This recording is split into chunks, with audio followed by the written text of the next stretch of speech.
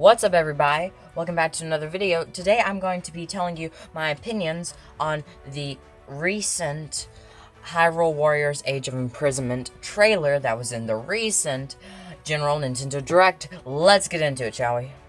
First thing I want to mention is this game is one of my most anticipated games from Nintendo so far. I am very excited for the game. It seems very interesting and just generally awesome. I love Tears of the Kingdom. I love Breath of the Wild.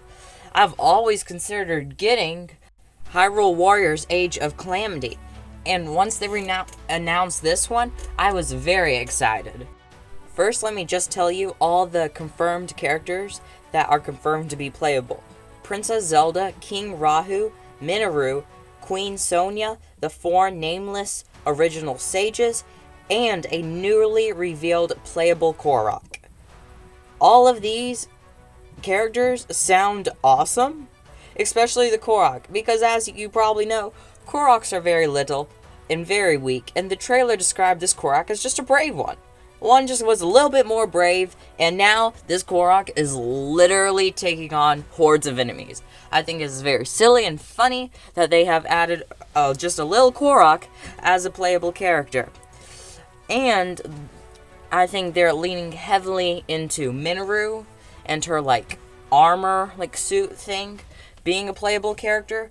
And I really think that character is one they're really leaning into for most of just general stuff in the game. And I'm just so excited for the game. And we now know that you will be able to use Zonite devices in battle, which is a very interesting mechanic, because you gotta think how many there are. But I do wonder what Zonite devices will be usable and which ones won't be usable, because you have things like the stabilizer. How could we use that? I don't know, but is it just gonna be a thing where we're able to use every device? I don't know. Are we going to be able to use every device? I do not know. But I do wonder which ones will be available. We have a few that are confirmed, like the fan and the water shooter thing.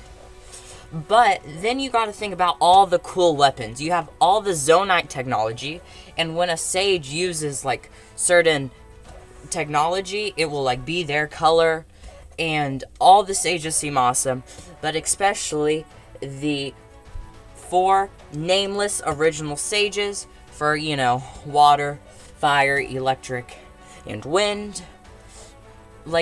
They're very awesome, getting to control their elemental powers. Zelda herself seems like a very interesting character to play as with her time abilities. Now, Rahu in general, personally, I think is a little underwhelming, but maybe he'll get some new light in the game when it comes out. And generally, this style of game is awesome, no matter how you play it. A hack and slash game is awesome, but it's like you toss Zelda anything into the mix of a hack and slash game. This game is just generally awesome, and it will be nice to finally have a Hyrule Warriors game that can run well.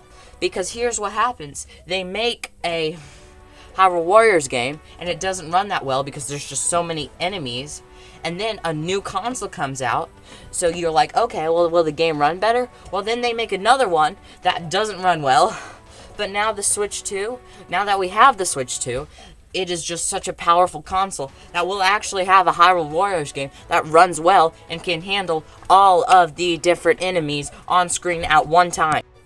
And I do wonder how they're going to handle the story, because this game is chronological with the events that you see within the memories of Tears of the Kingdom. And I wonder how they're going to handle Queen Sonia's death, because at some point in the game, Queen Sonia dies, and you see that in the memory within Tears of the Kingdom. And because of that, what does that mean? Because she is one of the confirmed playable characters. Yeah, at some point she dies, so you're playing as her, and then story progresses, she dies, and then it's sorry, if you liked playing as this character, no more. I don't know how they'll handle that, but I'm interested to see how they will handle that. But it is just really interesting, because one of the reasons I think Hyrule Warrior games are so cool is because of the story they expand on. Now, the first Hyrule Warriors game, I don't know much about, and I don't know how much of the story expanded on, but I do know Age of Imprisonment and Age of the Calamity games both heavily expanded the story of Breath of the Wild and Tears of the Kingdom. So, I'm just a big Tears of the Kingdom Breath of the Wild fan, so the fact that we just get more story and more lore is just so enjoyable. Like, it is so much fun to just get more personality, more lore, more development with the characters that you only get to see memories of within Tears of the Kingdom. Well, I hope you enjoyed this video. I am very excited for the game. Peace out.